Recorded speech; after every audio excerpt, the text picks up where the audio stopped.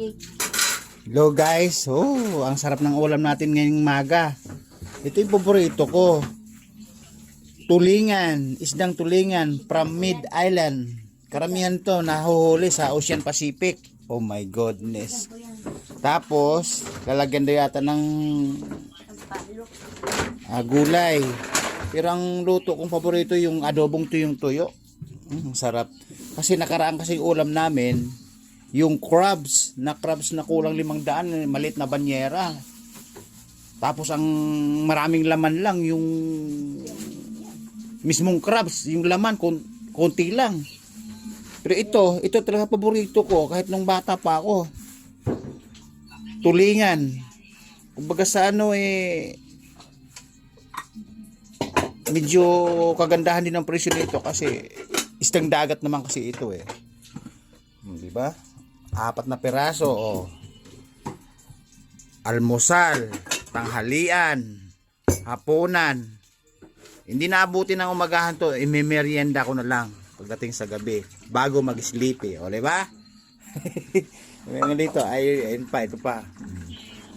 Alright. Ay may nanin pa.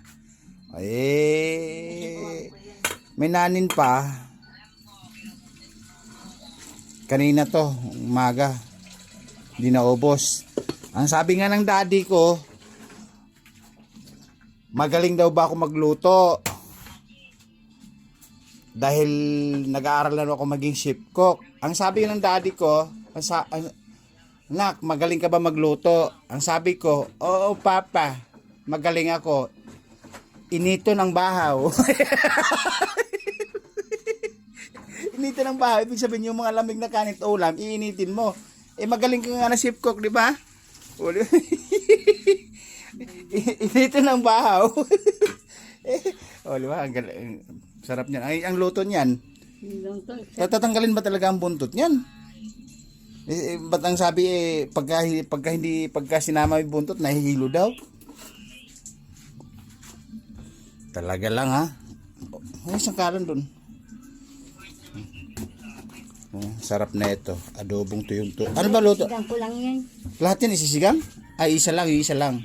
Tapos lalagay mo to sa freezer para mamaya. Wow ha. Gaganahan na naman tayong kakanta nito sa ating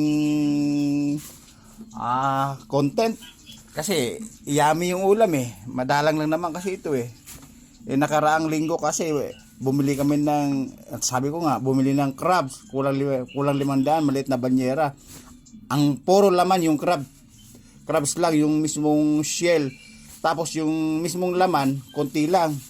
Kaya napakahinayan din sa presyo, tapos konti lang ang laman. Alright. Babo.